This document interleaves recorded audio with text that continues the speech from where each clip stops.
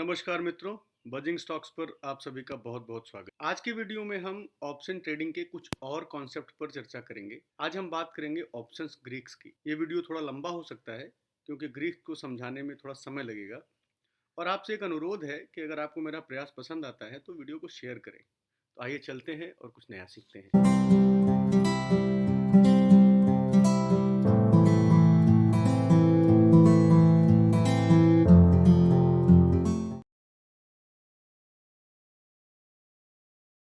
दोस्तों, जैसा मैंने कहा कि आज हम ये एपिसोड 2 है ऑप्शंस बेसिक का।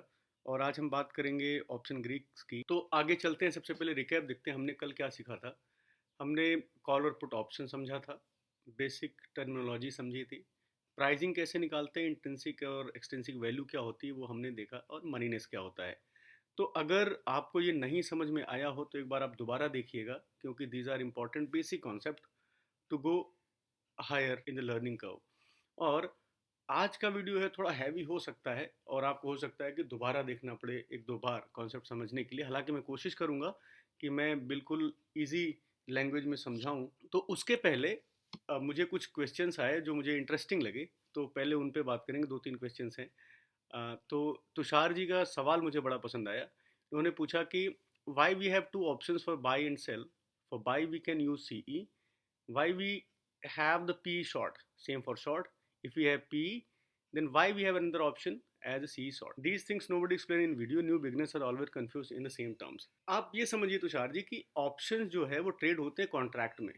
इसका मतलब there has to be two parties, one buyer and one seller, then only transaction can happen. एक बार के लिए हम ये मान लेते हैं कि आप बुलिश हैं, तो आप क्या कर सकते हैं, आप ऑप्शन बाई करेंगे या फिर पुट शॉर्ट करेंगे। लेकिन आप किससे, अगर आप बाई करने जा रहे हैं तो किससे खरीदेंगे? There has to be someone at the same time to sell you the call option. तो वो जो सेलर होगा उसी टाइम पे वो बेरिश होगा। इसी तरह से पुट साइड में अगर आप मंदी कर रहे हैं, आप पुट खरीद रहे हैं, तो कोई तेजी करने वाला ऑप्शन सेलर होगा जो आपको पुट बेचेगा। तो आपके लिए जो बायर है उसके लिए ऑप्शन है कि वो कॉल खरीद के तेजी कर ले या पुट पुट खरीद के मंदी कर ले। लेकिन आप जो ट्रांजेक्शन कंप्लीट होने के लिए एक दूसरी पार्टी होनी चाहिए जो शॉर्ट करेगी। तो इसलिए एक व्यू पे दो ऑप्शन होते हैं, एक बायर के लिए होता है और एक सेलर के लिए होता है। Hope it answers your question. दूसरा सवाल पांडे जी का था। पांडे जी कह रहे हैं कि one doubt I have, if what happens in the situation where the land prices remains the same because of the government department not taking any action on the project of mall or cemetery, as it happens most of the time in our country, in fact abroad as well. तो इसका जवाब ये है पांडे जी कि example जो मैंने लिया था दैट इज टू डिस्कस हम प्रॉफिट या लॉस कैसे करेंगे उस पर्टिकुलर ट्रेड में। अगर हम लैंड खरीदने जा रहे हैं, अगर हम प्रॉफिट लॉस की बात कर रहे हैं तो हम बिजनेस की बात कर रहे हैं। और जब हम कोई इन्वेस्टमेंट करने जाते हैं, जब तक कोई ट्रिगर नहीं होता तब तो हम इन्वेस्टमेंट नहीं करने जाते। भाई अगर मुझे ज़मीन लेनी है तो मैं क्यों लूँगा ज़मीन? क्योंकि मुझे उसमें प्रॉफिट दिख रहा है, हो सकता है वहाँ से मेट्रो लाइन जा रही हो या कुछ जा सकता है, और इसीलिए जा सकता है, इसीलिए आप 1% का ही टोकन अमाउंट दे रहे हो कि शॉपिंग मॉल आएगा एक महीने में, गिवन दैट टाइम फ्रेम। अगर कुछ नहीं होता है, अगर मान लीजिए गवर्नमेंट ने वहाँ पे मॉल बनाती है, ना ही सिमेट्री बनाती है, कुछ नहीं होता है, तो आप वो ज़मीन लेने जाओगे ही क्यों पहले ऑन द फर्स्ट हैंड?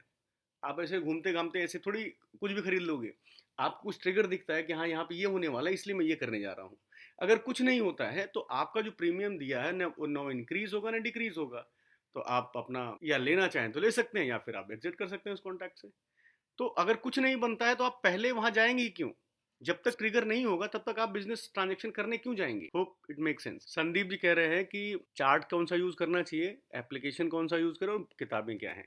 तो संदीप जी ये बहुत जल्दी है इसका जवाब देने में, क्योंकि अभी हम बेसिक से शुरू कर रहे हैं, but still I give you the answer. इसका आंसर क्यों नहीं दे सकता मैं अभी, उसके उसके कुछ रीजन है, क्योंकि मुझे नहीं पता कि आप ऑप्शन बायर बनेंगे या ऑप्शन सेलर बनेंगे। क्योंकि जब तक पूरी सीरीज कंप्लीट नहीं होती है तब तक आपको पता नहीं चलेगा कि आप क्या बनने वाले हैं, अगर आप ऑप्शन बायर हैं कि ऑप्शन सेलर हैं। मुझे ये भी नहीं पता कि आप इंट्राडे करेंगे, पोजिशनल करेंगे या स्कैल्पिंग करेंगे। मैं एक बार के लिए एज्यूम कर लेता हूँ कि जैसे मोस्ट ऑफ द ट्रेडर्स हैं वो हमेशा ऑप्शन बाइंग करते हैं और स्कैल्पिंग करते हैं और मैक्सिमम इंट्राडे ट्रेड करते हैं ऑप्शंस में। अगर मेरा अजम्पशन सही है, अगर आप स्कैल्पिंग करने जा रहे हैं ऑप्शन बाइंग में, तो आप निफ्टी फ्यूचर का चार्ट देखेंगे 5 मिनट का, जिसपे आप ट्रेड एग्जीक्यूट करेंगे। 15 मिनट और 55 मिनट रादर 1 आवर पे आप अपना व्यू बनाएंगे कि मार्केट आज बुलिश रहेगा कि बेरिश रहेगा। मैं सेंसिबल का प्रो वर्जन यूज़ करता हूँ, इसको प्रमोट नहीं कर रहा हूँ। अपनी पसंद का कोई सा भी प्लेटफॉर्म यूज़ कर सकते हैं। किताब अगर आपको पढ़नी है तो मैंने कई बार बताई है, जॉन सी हेल की किताब है options future and other derivative. तो चलिए आगे बढ़ते हैं। आज का टॉपिक हम क्या डिस्कस करेंगे? Option buyers versus option seller, option Greeks on strike selection. तो चलिए पहले देखते हैं option buyer versus option seller, हमें क्या करना चाहिए। और इस मैट्रिक्स में देखिए, देखेंगे आप तो बायर को क्या चाहिए होता है, सेलर, इससे आप डिसाइड करेंगे कि आप क्या बनेंगे। तो अगर आप ऑप्शन बाइंग कर रहे हैं तो आपकी कैपिटल की रिक्वायरमेंट बहुत कम होती है, वेयर एज अगर आप सेलर बनते हैं तो आपको आपकी जो मार्जिन रिक्वायरमेंट है, कैपिटल रिक्वायरमेंट है, वो ज़्यादा होती है, एटलीस्ट 5 टाइम्स होती है। लॉस की बात करते हैं तो अगर आप बायर हैं तो आपका लॉस लिमिटेड है, जितना आपने प्रीमियम पे किया है। मान लीजिए आपने 400 रुपये का प्रीमियम पे किया है तो वही आपका लॉस होकर जीरो हो जाएगा। लेकिन सेलर के मुकाबले जो लॉस है वो लॉस अनलिमिटेड है थियोरेटिकली। इसको मैं आगे और डिटेल में समझाऊंगा। लॉस इसलिए अनलिमिटेड है कि मार्केट कहाँ कहीं भी जा सकता है, किधर भी जा सकता है, नोबडी नोज। तो theoretically loss is unlimited. Profit की बात करते हैं तो बायर का प्रॉफिट अनलिमिटेड है, लेकिन अगेन दिस इज थियोरेटिकली, क्योंकि अनलिमिटेड प्रॉफिट होने के लिए मार्केट को एक तरफ काफ़ी दिन तक चलना पड़ेगा। वो हो सकता है पेपर पे, लेकिन ऐसा होता नहीं है जनरली कि मार्केट रोज जो है 500 पॉइंट 10 दिन तक गिरता जाएगा। उस केस में अनलिमिटेड प्रॉफिट बनता है, लेकिन वैसा होता नहीं। और दूसरा, आपका अगर 50 का ऑप्शन 100 रुपये का हो गया तो आप अनलिमिटेड के लिए बैठेंगे ही नहीं। आप 50 का 80 होगा, आप भाग लेंगे पैसा लेके। एंड सेलर का प्रॉफिट है लिमिटेड टू द प्रीमियम, जितना प्रीमियम उसने रिसीव किया है वही उसका प्रॉफिट है। अब बायर के लिए मार्केट कंडीशन क्या होनी चाहिए? बायर को हमेशा ट्रेंडिंग मार्केट चाहिए, ताकि एक तरफ का मूव मिले, चाहे ऊपर का हो चाहे नीचे का हो। सेलर को मार्केट कंडीशन चाहिए होती है साइडवेज मार्केट, जहां पे मार्केट में बहुत ज्यादा वोलाटिलिटी ना हो, विक्स नीचे हो, और मार्केट एक रेंज में 100-150 पॉइंट की रेंज में चल रहा हो, तो वहां पे सेलर को प्रॉफिट होता है। ऐसी मार्केट कंडीशन में उसको प्रॉफिट होता है। नॉलेज की बात करते हैं हम, तो बायर को टेक्निकल चार्ट की अगर फेयर नॉलेज है तो वो ट्रेड ऑप्शन में कर सकता है। वेरे सेलर को ज़्यादा नॉलेज चाहिए होती है, उसको ऑप्शन फ्यूचर का डेटा अलॉन्ग विद चार्ट्स और भी सारी बहुत सारी कंपनीज की इन्फॉर्मेशन, बहुत सारी ट्रैकिंग करनी पड़ती है ऑप्शन सेलर को। टाइम की बात करते हैं तो ऑप्शन बायर के लिए टाइम एक एनिमी है, क्योंकि ऑप्शन जितने दिन तक वो रखेगा उतने दिन तक उसका नुकसान होने की प्रॉबिलिटी ज़्यादा रहती है, बिकॉज ऑफ थीटा। वो मैं आगे कवर करूंगा। और सेलर के लिए टाइम इज फ्रेंड, क्योंकि जितना टाइम बीतेगा वैसे उतना ही उसका थीटा डिगेगा, प्रॉफिट मिलेगा। प्रेफर ट्रेडिंग स्टाइल क्या होती है? बायर अगर ट्रेडिंग ऑप्शन में करता है तो उसको स्कैल्पिंग करनी चाहिए, वो भी 5 मिनट से 15 मिनट मैक्सिमम ट्रेड होती है स्कैल्पर की।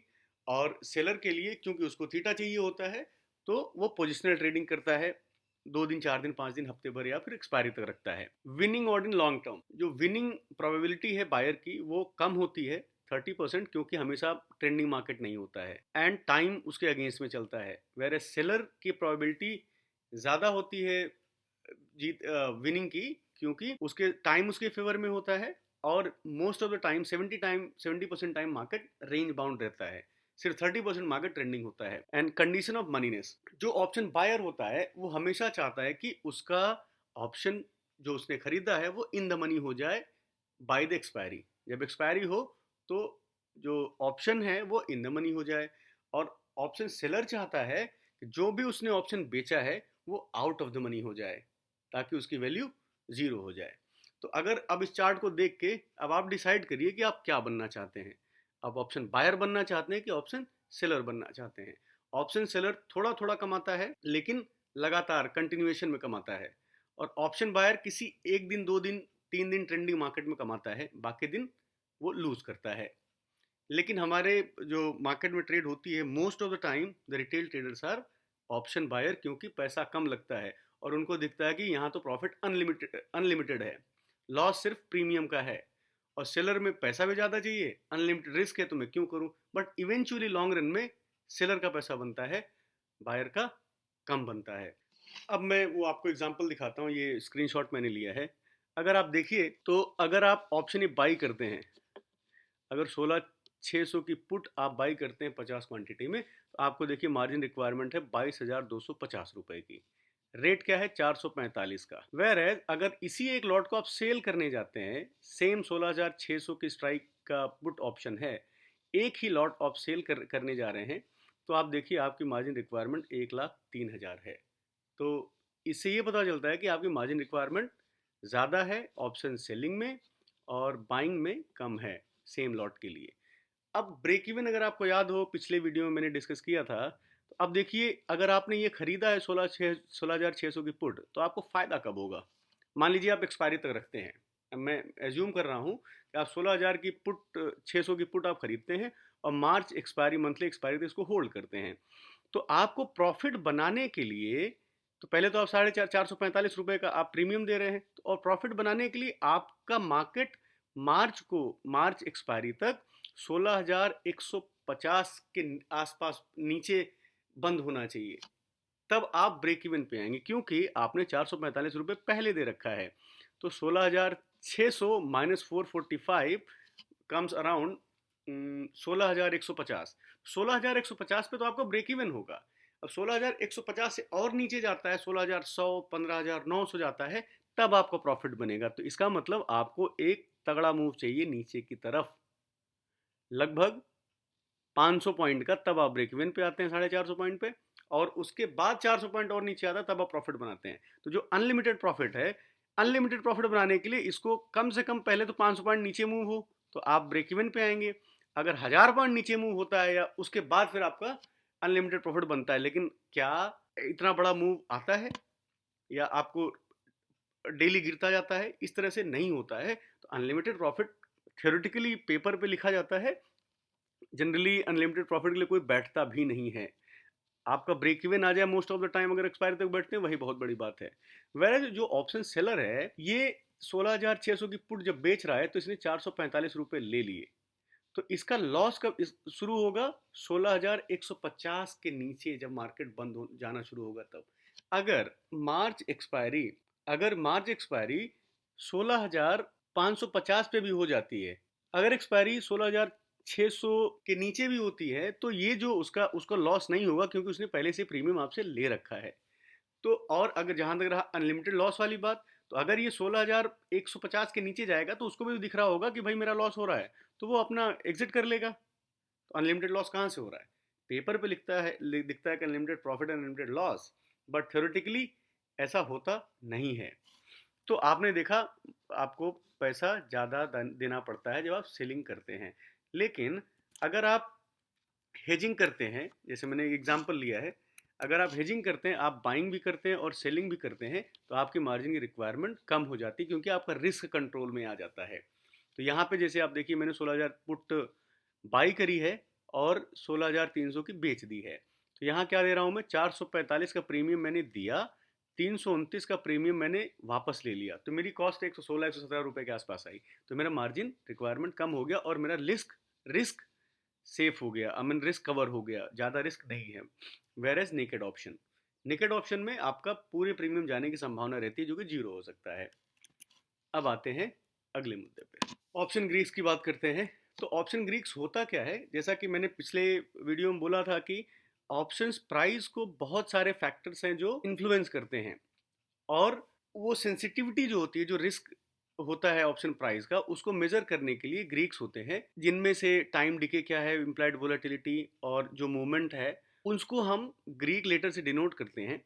तो उनमें से हम 5 मेजर ग्रीक्स की बात करने वाले हैं, जिनमें से 3 पहले सबसे ज़्यादा इंपॉर्टेंट हैं। तो पहला क्या है? डेल्टा। डेल्टा जो ऑप्शन है, इसके बारे में आगे डिटेल में बात करेंगे। इसको याद करने का तरीका, delta means direction, then theta, theta means time, theta T, time T, vega volatility, v means vega, v means volatility, gamma, and then we have rho। ये जो 4 हैं ऊपर के, इनको मैं आगे डिटेल में डिस्कस करेंगे। जहाँ तक रो की बात है तो this is nothing but change in the interest rate. ज़्यादा इंपॉर्टेंट नहीं है क्योंकि इंटरेस्ट रेट्स रोज चेंज नहीं होते हैं, तो इसका ज़्यादा असर ऑप्शन प्राइसिंग में नहीं होता है। अब हम समझते हैं डेल्टा को। डेल्टा क्या है? Delta is a rate of change in the price of option corresponding to the change in the price of underlying index और stock।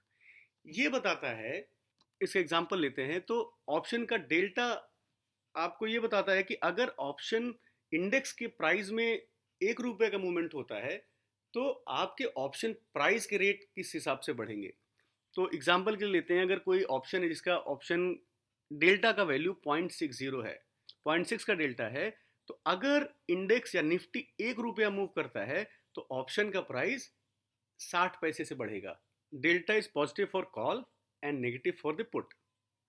डेल्टा की रेंज होती है, ये 0 से 1 तक जाता है कॉल के लिए, और पुट के लिए 1 से 0 तक जाता है। और it also denotes the probability of option being ITM, क्योंकि हम अगर बायर हैं तो हम चाहते हैं हमारा ऑप्शन आईटीएम हो। तो डेल्टा देख के आप ये भी चेक कर सकते हैं कि हमारी ऑप्शन के आईटीएम होने की प्रोबेबिलिटी कितनी है। ATM delta always be near 0.50 for call and -0.50 for put. अब इसको हम यहाँ देखते हैं, इससे ज़्यादा क्लियर होगा। ये मैंने सेंसिबल की वेबसाइट से लिया है। और अगर आप यहाँ पे देखिए तो ये डेल्टा है, ये कॉल साइड का डेल्टा है, ये पुट साइड का डेल्टा है।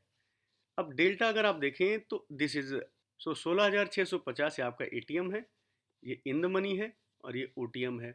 तो अगर आप देखें तो जो एटीएम है वहाँ पे डेल्टा आपको दिख रहा है 0.51, यहाँ पे देखिए तो 0.5 के आसपास है, -0.49। और जैसे जैसे हम ओटीएम जाते हैं वैसे वैसे डेल्टा कम होता जाता है, आईटीएम जाते हैं डेल्टा बढ़ता जाता है। सिमिलरली आप यहाँ पे देख सकते हैं डेल्टा बढ़ रहा है इन द मनी में, आउट ऑफ द मनी में डेल्टा कम होता जाता है। तो इसको अगर हम ऐसे देखें, अगर 16,600 पे डेल्टा 0.55 का है तो इसका मतलब ये हुआ कि इंडेक्स अगर 16,651 होता है तो आपका ऑप्शन 0.51 पैसा बढ़ जाएगा, मतलब आधा रुपये, 50-51 पैसा बढ़ जाएगा। ठीक है। सो और दूसरा, आपका ऑप्शन इन द मनी होने की प्रोबेबिलिटी कितनी है, तो इसको ऐसे हम परसेंटेज टर्म में अगर देखें तो ये बताता है 0.55 की 55% की प्रोबेबिलिटी है कि आपका ऑप्शन इन द मनी रहेगा। अगर ये 93 है तो दिस डिनोट्स की 93% चांसेस हैं कि आपका ऑप्शन इन द मनी रहेगा। और जितना बाहर जाते जाएंगे, अगर आप यहाँ पे देखिए तो 0.7 का डेल्टा, 0.07 का डेल्टा है, या फिर यहाँ पे 0.1 का डेल्टा है। तो मान लीजिए कि ऑप्शन के प्राइस में अगर आप ये स्ट्राइक कॉल खरीदते हैं, 17,200 की कॉल खरीदते हैं, तो मार्केट अगर 1 रुपया मूव करेगा तो ये 1 पैसा मूव करेगा, और इसकी इन द मनी होने की प्रोबेबिलिटी सिर्फ 10-11% है। तो आप अगर ऑप्शन बायर हैं तो क्या आप इसको खरीदेंगे? आप इसको नहीं खरीदेंगे, दो रीज़न से। पहला रीज़न, ये तो आउट ऑफ द मनी है, इसमें कोई भी इंट्रिंसिक वैल्यू नहीं है, नंबर वन। नंबर टू, इसका डेल्टा 0.11 है, मार्केट कितना भी ऊपर आने की कोशिश करेगा इसकी वैल्यू धीरे धीरे बढ़ेगी compare to these ITM options. तीसरा, इसकी इन द मनी होने की प्रोबेबिलिटी सिर्फ 10% है। तो अगर आप तेजी कर रहे हैं या मंदी कर रहे हैं, और अगर आप ऑप्शन बायर हैं, तो आप कोशिश करें कि 0.5 0.6 का डेल्टा खरीदें। इससे क्या होगा कि इंडेक्स में अगर 1 रुपए की मूव आएगी तो आपका 61 पैसे के आसपास ऑप्शन के प्राइस भी बढ़ेंगे। अगर हाँ, तो हाइंड साइड में ये है कि अगर नीचे गिरता है, आपका व्यू गलत हो जाता है, तो आप पनिश भी किए जाएंगे। इतने से ही 66 पैसे से ही आपका ऑप्शन के प्राइस भी गिरेंगे। और अगर आप सेलर हैं तो आप 0.10 डेल्टा, ये वाले डेल्टा पे अगर आप सेल करते हैं, 17,300 की कॉल सेल करते हैं, और आपका व्यू बेरिश है कि मार्केट यहाँ से नीचे जाएगा, तो फिर तो आप जानते हैं कि ये इन द मनी नहीं होगा, out of the money expire होगा। तो ये सारा जो इसका पैसा है, 27 रुपये का एल है, तो ये 27 रुपये आपको मिल जाएंगे as a premium. Same story from the put side. अगर आपको लग रहा है कि मंदी है, आपको पुट खरीदना है, आपको लगता है कि नीचे जाएगा, तो ट्राई टू फाइंड, आप इन द मनी कोई सा भी ले सकते हैं, जैसे जिसका डेल्टा लेट से 16,650 में मार्केट है, आपको लगता है मार्केट यहाँ से गिरेगा, तो आप 16,700 या 16,800 के इन द मनी का पुट ले सकते हैं जिसका डेल्टा 0.59 या 0.6 के आसपास में है। तो यहाँ पे आपको, अगर आपका व्यू सही रहा, मार्केट गिरा नीचे की तरफ, तो आपका पुट के प्राइस तेजी से बढ़ेंगे। अब आप कह सकते हैं कि मैं ये वाला क्यों नहीं ले लेता? ये वाला इसलिए नहीं लेना है क्योंकि इसका प्रीमियम बहुत ज़्यादा है, आप लेंगे ही नहीं। हालांकि ये अच्छा है, लेकिन इसका प्रीमियम बहुत ज़्यादा है, तो आप और यहाँ पे लिक्विडिटी भी कम होती है डीप इन द मनी में, इस called deep in the money. तो डीप इन द मनी अगर आप खरीदने जाओगे यहाँ, तो और तेज़ी से चलेगा, लाइक फ्यूचर 0.95 लगभग। अगर 1 रुपया इंडेक्स बढ़ेगा तो लगभग 1 रुपया ये भी बढ़ेगा, लेकिन इसका प्रीमियम बहुत ज़्यादा है। तो एडवाइजेबल ये रहता है कि अगर आप मंदी कर रहे हैं, आपको पुट खरीदना है, तो 0.5 0.6 का डेल्टा आप खरीदिए। तो अगर आपका व्यू सही होता है तो आपका ऑप्शन प्राइस तेजी से बढ़ता है। ये यहाँ इस स्क्रीन में मैंने पर लॉट कर दिया है, तो यहाँ पे और ज़्यादा क्लियर होगा आपको। सेम ये लेते हैं हम 16,600 पे। अगर आप एक लॉट खरीद सकते हैं, 50 की क्वांटिटी लेंगे। अगर आप ये वाला लेते हैं विच इज़ 0.6 डेल्टा, 16,500 की कॉल खरीदते हैं और मार्केट ऊपर की तरफ जाता है, अगर 1 रुपया बढ़ेगा इंडेक्स तो आपके ऑप्शन की प्राइस 30 रुपये बढ़ेगी। तो डेल्टा मैं समझता हूँ आसान है, ये समझ में आ गया होगा। अब चलते हैं दूसरे पे। दूसरा ऑप्शन है, इसका नाम है थीटा, ऑप्शन ग्रीक। थीटा का नाम आप लोगों ने बहुत सुना होगा। थीटा क्या बताता है, जैसे कि आप सब जानते होंगे option is a dying asset. Option जिस दिन से कॉन्ट्रैक्ट शुरू होता है उसके बाद से एक्सपायरी तक आते आते उसको जीरो होना होता है, तो वो धीरे धीरे धीरे धीरे कम होता है। तो थीटा क्या करता है, it's rate of decline in the value of an option due to the passage of time. This means an option loses value as time moves closer to the expiry as long as everything is constant. मान लीजिए कि delta theta gamma सब रुका हुआ है, market कहीं नहीं move कर रहा है, तो थीटा थीटा ये बताता है कि प्रतिदिन ऑप्शन का प्राइस कितना कम होगा। मान लीजिए कि ऑप्शन अभी 445 रुपए का है आज और कोई चेंज नहीं होता, तो थीटा की वजह से ही कल उसमें से एक सर्टेन अमाउंट कम हो जाएगा। हो सकता है 445 से रह के 400 रुपए हो जाए, और थोड़ा और एक्सपायरी के पास में आएगा तो 400 से 350 हो जाएगा। Theta is always represented in a negative number. It hurts the buyer and help the seller. तो जो सेलर होता है उसकी कमाई यही है थीटा। जितना दिन वो होल्ड करेगा पोजिशनली, उतना ही ऑप्शन का प्राइस धीरे धीरे धीरे धीरे गिरने लग जाएगा और उसको प्रॉफिट होगा। तो अगर आपने देखा होगा फ्राइडे को, वीकली एक्सपायरी अगर आप देखेंगे तो फ्राइडे को हमेशा ऑप्शन की प्रीमियम हाई मिलेंगे क्योंकि वो पहला दिन होता है कॉन्ट्रैक्ट का। उसके बाद सैटरडे संडे 2 दिन में भी थीटा डीके होता है। तो जो 200 रुपये का प्रीमियम होता है वो सीधा 100 रुपये 150 रुपये पे आ जाता है ट्यूसडे को, अगर आईवी वगैरह ज़्यादा नहीं है तो थीटा 24 घंटे काम करता है और थीटा की इंटेंसिटी बढ़ जाती है एक्सपायरी की तरफ। तो फ्राइडे को थीटा कम डिके होता है, लेकिन जैसे जैसे हम एक्सपायरी के नज़दीक पहुंचते, मंडे ट्यूसडे वेंसडे थर्सडे, तो इसकी इंटेंसिटी घटने की, ऑप्शन के प्राइस के पिघलने की जो स्पीड है वो बढ़ती जाती है। और इसीलिए फ्राइडे थर्सडे को अगर आप देखोगे तो 2 बजे के बाद में ऑप्शन के प्राइजेस बहुत तेजी से गिरते हैं और वो 3:30 बजे के आसपास, 3:20 के आसपास 5 रुपये 5 पैसे के रह जाते हैं। Option price decays through out the day and night because of theta. Theta is also thought like cost of holding an option other than premium paid.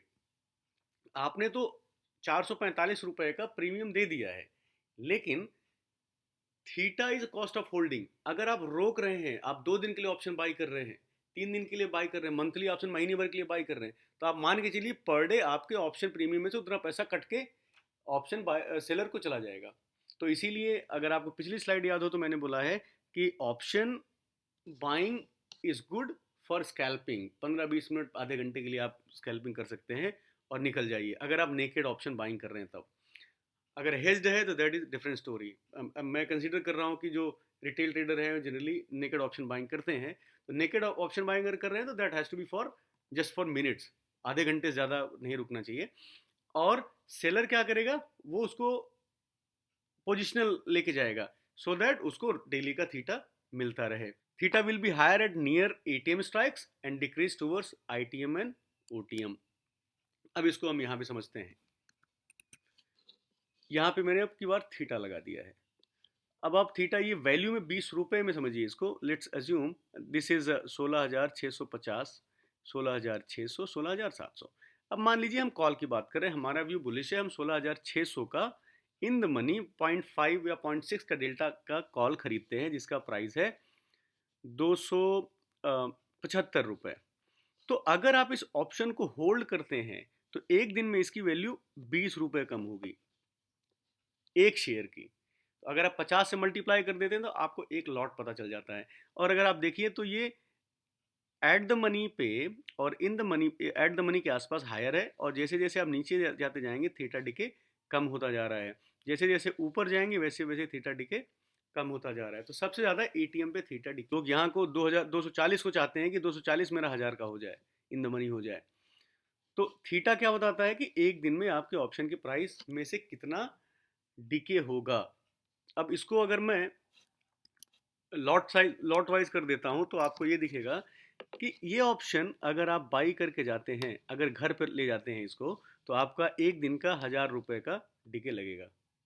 ये ऑटोमेटिकली नेक्स्ट डे आपके अकाउंट से, आपके प्राइस से खत्म कम हो जाएगा। So this works against the option buyer. So this is why we need not to carry more than a day. अगर आपको कैरी करना ही है नेकेड ऑप्शन, तो वो 2 दिन के बाद उसमें वैल्यू खत्म होनी, उसकी चांसेस इन द मनी होने के कम हो जाते हैं। Now let's look at the vega. Vega क्या करता है? It's a measurement of options price sensitivity to the change of volatility of the underlying asset. Vega represent the amount of option contract price changes in reaction to the 1% change in implied volatility of the underlying asset। मान लीजिए जो अभी ivy Nifty की है 25% है, अगर वो 1% change होती है ऊपर की तरफ या नीचे की तरफ, जितना चेंज होगी उसकी वजह से आपके ऑप्शन प्राइस पे क्या इम्पैक्ट पड़ता है, ये कैलकुलेशन वेगा करके देता है हमें। जब हम ऑप्शन बाई करते हैं तो हमें वेगा का ध्यान रखना पड़ता है कि वेगा की वजह से अगर आईवी ऊपर गई तो मेरा लॉस कितना होगा, नीचे गई तो मेरा फायदा कितना होगा, डिपेंडिंग आप पोजीशन कैसे हैं। तो जो ऑप्शंस लॉन्ग हैं, जो ऑप्शन आपने बाई किए हुए हैं, उसमें हमेशा पॉजिटिव वेगा होता है, चाहे वो कॉल ऑप्शन हो चाहे पुट ऑप्शन हो। और जो ऑप्शन आपने शॉर्ट किए हैं, बेचे हुए हैं, जो सेलर करता है, वो हमेशा नेगेटिव वेगा होगा। अगर वोलाटिलिटी इंक्रीज होती है, अगर आईवी बढ़ जाती है, जैसे आप कल परसों जब मार्केट फॉल हुआ था तो वोलाटिलिटी बढ़ गई थी, तो उसकी वजह से ऑप्शन प्राइजेस कॉस्टली हो जाते हैं because of Vega. Vega also informs about how much option price can swing based on change in underlying assets volatility. ये वेगा का जो नंबर अभी मैं आगे दिखाऊंगा वो आपको ये बताता है कि ऑप्शन के प्राइस में स्विंग कितने आ सकते हैं, कितना एक दिन में ऊपर या नीचे जा सकता है, गिवन कि जो निफ्टी है, जहां पे मैं निफ्टी को अंडरलाइन असेट लेके चल रहा हूँ, निफ्टी की आईवी में कितना परसेंट चेंज होता है। 1% चेंज होगा तो वेगा कितना गिरेगा या बढ़ेगा, वो आगे अभी मैं आपको दिखाता हूँ। Vega is high in the options which are far to expiry, vega decreases towards the expiry. तो जो जो फार मंथ के ऑप्शंस होंगे उनमें, क्योंकि आपको पता नहीं है, मान लीजिए मार्च एंड, अब 3 मार्च का एक ऑप्शन कॉन्ट्रैक्ट है और एक एक 31 मार्च का ऑप्शन है, तो जो 31 मार्च का ऑप्शन होगा उसमें वेगा ज़्यादा होगा और जो 3 मार्च वाला होगा उसमें कम होगा। रीज़न क्या है कि 31 मार्च तक तो कुछ भी हो सकता है, मार्केट कहीं भी जा सकता है, ऊपर नीचे कितना, तो रिस्क ज़्यादा है, वोलेटिलिटी ज़्यादा रहेगी, तो जो सेलर होगा वो ज़्यादा प्रीमियम चार्ज करेगा क्योंकि वेगा ज़्यादा होगा। Vega will be higher near ATM strikes and decreases towards ITM and OTM. Let's see this. अब यहाँ पे आप देखेंगे तो यहाँ पे मैंने वेगा लगा दिया है। वेगा ये जो अब्सोल्यूट वैल्यू है 9 रुपए की मान लीजिए, तो 16,650 जो एटीएम है वहाँ पे सबसे ज़्यादा वेगा है 9 का। और इधर देखिए अगर आप, तो यहाँ पे भी आपको 9 का वेगा मिलेगा। अब ये यहाँ पे पॉजिटिव नंबर में डिपेंड करता है वेगा। लॉन्ग में अगर आप बाई कर रहे हो तो वेगा पॉजिटिव रहेगा, और अगर आप सेल करते हैं तो वेगा नेगेटिव होगा। और आप नीचे देखिए, इधर जितना ही ओटीएम जाते जा रहे हैं आप, तो आपका वेगा कम होता जा रहा है। इधर भी देखिए वेगा आईटीएम में भी कम होता जा रहा है, इधर भी कम होता जा रहा है। तो वेगा सबसे ज़्यादा कहाँ पे होता है? आपके एटीएम के आसपास। और ये है IV. And based on this this vega reacts. अगर ये 1% इसमें ऊपर होता है, मान लीजिए आपने 16,600 की कॉल खरीदी है और आपका व्यू है कि ऊपर जाएगा, तभी आपने कॉल खरीदी है, और अगर ये ऊपर गया तो आईवी ऑब्वियसली कम होगी, गिरेगी, क्योंकि मार्केट अगर ऊपर जाता है तो आईवी नीचे जाती है, विक्स नीचे जाता है। तो ये जो 28.6 है ये गिर के नीचे जाएगा। तो इससे क्या होगा, आपका डायरेक्शन सही हो गई, डेल्टा से आपको पैसा मिलेगा, लेकिन थीटा से वेगा से आपको नुकसान होगा। 16,600 की कॉल आपने खरीदी, आपका व्यू बुलिश है, मार्केट ऊपर जाने लग गया, लेकिन जब मार्केट ऊपर जाने लगेगा तो क्या होगा, आईवी गिर जाएगी। ये आईवी 28 से गिर के 27 हो गई या 25 हो गई, तो ये 400 रुपये, जितना परसेंट नीचे गिरेगा उतना 400, मतलब 2% नीचे गिरेगा तो 800 या 850 और समथिंग का लॉस आपको होगा आपके ऑप्शन प्राइस में। डेल्टा से आपको फायदा होगा, डेल्टा से मान लीजिए आपको 1200 का फायदा हो रहा है और वेगा से आपको 800 का नुकसान हो रहा है, तो आपका नेट प्रॉफिट बनेगा 400 रुपये का। सो जब आप बाई कर रहे हैं तो आप देखिए कि ऑप्शन बाइंग करते टाइम में आईवी ज़्यादा नहीं होनी चाहिए। अगर आईवी ज़्यादा है तो आपको ये हर्ट करेगी, क्योंकि ऑप्शन के प्रीमियम ज़्यादा होंगे। आईवी गिरेगी तो आपका वेगा गिरेगा और आपके ऑप्शन के प्राइजेस गिरते जाएंगे। अब चलते हैं दूसरे ऑप्शन पे, वो है आपका गामा। गामा क्या है? Gamma is rate of change in options delta per 1 point move in the underlying assets price. This becomes important when you trade options in a bigger quantity.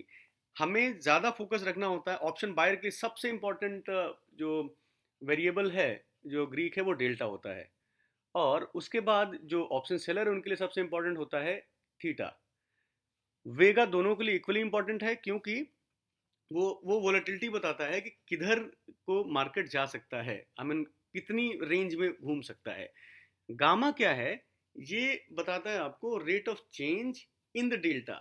अगर डेल्टा 50 से 60 हो रहा है तो वो जो 10 रुपए बढ़ा ना, वो 10 रुपए किस रेट से बढ़ रहा है वो गामा है। तो इसका ये इंपॉर्टेंट तब होता है जब आपकी क्वांटिटी बहुत ज़्यादा होती है, 20 लॉट 50 लॉट कर रहे हैं, उस केस में आप गामा को देखते हैं। अगर डेल्टा स्पीड है, जैसे कार जा रही है, अगर ऑप्शन का डेल्टा स्पीड है ऑप्शन की प्राइस बढ़ने की, तो gamma is acceleration of the delta. All option that are long position है पॉजिटिव गामा। अगर आप पोजीशन लॉन्ग है, अगर आपने बाइंग करी हुई है तो वहाँ पॉजिटिव गामा मिलेगा आपको। अगर आपने सेल करा हुआ है तो आपको नेगेटिव गामा मिलेगा। गामा हमेशा एटीएम स्ट्राइक्स पे ज़्यादा होता है और डिक्रीज होता है आईटीएम और ओटीएम की साइड में। आपने ये टीवी पे सुना होगा हीरो जीरो स्ट्राइक्स। तो जब जब जब कभी भी एक्सपायरी आती है ना, तो गामा एक्सपायरी के आसपास बहुत तेजी से काम करना शुरू कर देता है और डेल्टा को बहुत तेजी से ऊपर या नीचे लेके जाता है। तो आपने देखा होगा कि ये ऑप्शन खरीद लो, हीरो जीरो कॉल है, that is nothing but gamma play.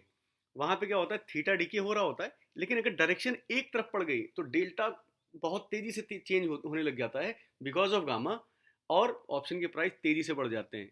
Theta की वजह से या तो जीरो हो जाएगा, अगर डायरेक्शन सही हो गई तो फिर आपका ऑप्शन हीरो भी हो जाता है।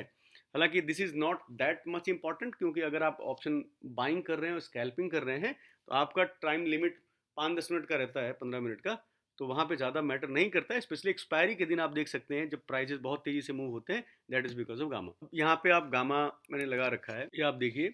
तो ये रहा हमारा एटीएम। एटीएम के आसपास गामा देखिए सबसे ज़्यादा है, 0.0007। जैसे जैसे आप नीचे जाएंगे तो ऑप्शन जो गामा जो है ज़ीरो की तरफ बढ़ जाएगा, और इधर जाएंगे, इधर भी ओटीएम में जाएंगे, यहाँ पे भी ज़ीरो की तरफ हो जाएगा। Same here in this and this as well. अब ये सब जो ऑप्शन चेन है, ये मैं चूँकि सेंसिबल यूज़ करता हूँ, मैं उनको प्रमोट नहीं कर रहा, नहीं उनसे मेरा कोई एसोसिएशन है। लेकिन आप ये जो देख रहे हैं ये उनकी वेबसाइट पे फ्री में अवेलेबल है, तो आप फ्रीली इसको आप सारी सेटिंग लगा सकते हैं। अब ये पर लॉट में अगर आप देखिए तो इसका असर क्या पड़ता है। ऑप्शन का डेल्टा जो है एटीएम पे, ऑप्शन 16,600 पे जो आपका इन द मनी है, यहाँ पे 0.3 पैसे का गामा है। 0.3 का गामा है जो आपके डेल्टा को 0.3 के हिसाब से, 0.03 के हिसाब से बढ़ाएगा, इम्प्लाइड वोलेटिलिटी। अब देखिए मित्रों, मैं जो है ना आपको बेसिक्स बता रहा हूँ, मैं आपको पीएचडी नहीं करा रहा, मैं आपको बहुत डिटेल में नहीं बताना चाह रहा, क्योंकि ये बहुत कंफ्यूज कर देगा। आप बेसिक समझ जाइए, और जब आप मार्केट में आएंगे तो आपको स्लोली अपने आप समझ में आना शुरू हो जाएगा। जब आप देखेंगे तो इम्प्लाइड वोलेटिलिटी ये बताती है कि अंडरलाइंग प्राइस जो है उसमें कितना फ्लक्चुएशन हो सकता है। आपके निफ्टी की आईवी अगर 27 है, 27 की आईवी है, दिस इज हाई आईवी, तो ये बता रहा है कि एक साल में 27% ऊपर या नीचे हो सकता है। आईवी आपको बताता है कि this is a proxy of market risk, it is commonly express using percentage. ये रिस्क बताता है कि मार्केट में अभी रिस्क कितना है और कितने पॉइंट का मूव पॉसिबल है आने वाले दिनों में। तो इम्प्लाइड वोलेटिलिटी जनरली इंक्रीजेज इन बेयरिश मार्केट। तो जैसा मैंने कहा कि मार्केट जब गिरेगा तो आईवी बढ़ेगी, और आईवी गिरेगी जब मार्केट बढ़ेगा। Options with high implied volatility having higher premium और वाइस वर्सा। जिन ऑप्शन की में आईवी ज़्यादा है उनका ऑप्शन प्रीमियम ज़्यादा होगा, जहाँ पे आईवी कम है उनका प्रीमियम कम होगा। IV has tendencies revert to the mean. अगर आईवी बड़ी है तो this is sure that it will come back to the lower level. अगर ऊपर गई है तो नीचे आएगी, नीचे है तो ऊपर की तरफ जाएगी। और पुट की तरफ आईवी ज़्यादातर ज़्यादा होती है, क्योंकि everybody globally we are long on the stock market. सबको पता है कि स्टॉक मार्केट ने तो ऊपर ही जाना है, तो नीचे कोई एक्सपेक्ट नहीं करता। तो डिमांड किधर है? पुट की डिमांड रहती है। अगर जरा सा भी गिरता है तो everybody goes and buys the put to hedge their portfolio और टू मेक सम मनी। तो जैसे ही मार्केट गिरता है तो तुरंत पुट की डिमांड बढ़ जाती है, पुट की डिमांड बढ़ने से उसकी आईवी बढ़ जाती है, इसलिए उसका रेट जनरली ज्यादा होता है। ऑप्शन में strike prices that are at the money are most sensitive to implied volatility, जो एटीएम के आसपास हैं, क्योंकि जैसे मैंने वेगा में बताया था वो सेम स्टोरी यहाँ पे है कि जो एटीएम के पास में ऑप्शन स्ट्राइक्स हैं they are more sensitive to the IV. तो इसको एक बार हम सम अप कर देते हैं जो हमने समझा है, और ये बहुत डिटेल नहीं है, मैंने आपको उतना ही बताया जितनी ज़रूरत है, क्योंकि आप हमें एग्ज़ाम नहीं देना है इसका, हमें इतना समझना है कि अगर आप ये सेंसिबल पे जाएंगे इस तरह से खोलेंगे आप इसको सेट कर सकते हैं। तो अगर आप अब एक बार देख लेते हैं कि हम कौन सी स्ट्राइक बाई करेंगे और उसमें क्या क्या फैक्टर्स हैं जो इसको अफेक्ट करेंगे। तो मान लीजिए आपका व्यू कल के लिए बुलिश है, for example, for any reason I am considering that tomorrow market is going up. सबसे पहले देखते हैं एटीएम आईवी इज 27.7%, विक्स भी गिरा हुआ है और IVP 79, IVP is IV percentile जो यहाँ पे 79 दिखा रहा है। तो इसका मतलब ये हुआ कि जो आज की आईवी है 100 दिनों में 21 दिनों से ही नीचे है और 79 दिनों से ज़्यादा है। तो इट डिनोट्स कि इम्प्लाइड वोलेटिलिटी ज़्यादा है। तो अगर 50 के ऊपर जा रही है तो आपको ऑब्वियसली समझ जाना चाहिए कि आईवी जो है ज़्यादा हो रही है। तो आईवी ज़्यादा होगी तो क्या होगा, आईवी ज़्यादा होगी तो ऑप्शन प्रीमियम बढ़े मिलेंगे आपको। अब मान के चलते हैं हमें कल तेजी करनी है और हमें ऑप्शन बाई करना है एक। तो हम सबसे पहले क्या करेंगे, हम देखेंगे कि एटीएम कहाँ पे है। एटीएम मिल गया 16,650 पे। अब हम देखेंगे डेल्टा, दूसरा डेल्टा देखेंगे कि हमें 0.5 या 6 का डेल्टा मिले। तो डेल्टा मुझे 6 का डेल्टा मिल रहा है ये वाला 16,500 पे। तो मैंने कहा यार 16,500 पे 6 का डेल्टा है, this option I will buy given market will, my view is bullish and market will go up. मैंने 16,500 का कॉल बाई कर लिया। अब मार्केट ऊपर चलने लगा जब, तो मार्केट जितना पॉइंट एक पॉइंट ऊपर जाएगा तो मुझे मेरे ऑप्शन का प्राइस 61 पैसा बढ़ेगा। और अगर इस ऑप्शन को मैं होल्ड कर लेता हूं तो मेरा एक दिन का 20 रुपया ऑप्शन से कम होगा। इस प्राइस से 339 से 20 रुपए के आसपास मेरा थीटा डीके लगेगा। प्राइस ऊपर, मार्केट ऊपर की तरफ जाता है तो ऑब्वियसली ये जो आईवी होगी ये गिरेगी। अगर आईवी 1% गिरेगी तो मेरा 8 रुपए पर शेयर का नुकसान भी होगा वेगा की वजह से। और यहाँ पे ये जो ऑप्शन 61 से जब 66 होगा तो ये जो number is coming from the gamma, gamma बता रहा है कि मेरा डेल्टा जो 61 से 66 होगा, क्योंकि मार्केट मूव करेगा तो ये इन द मनी जाएगा, तो that will because of this number. मैंने कोशिश करी जितना इजी मैं समझा सकता था समझा पाया। और अगर आपके कोई सवाल हैं, मुझे लगता है कि सवाल होंगे, तो आप सवाल मुझसे पूछ सकते हैं, टेलीग्राम में पूछ सकते हैं आप मुझसे, या यहाँ कमेंट करके पूछ सकते हैं। और आप सबका समय देने के लिए बहुत बहुत धन्यवाद।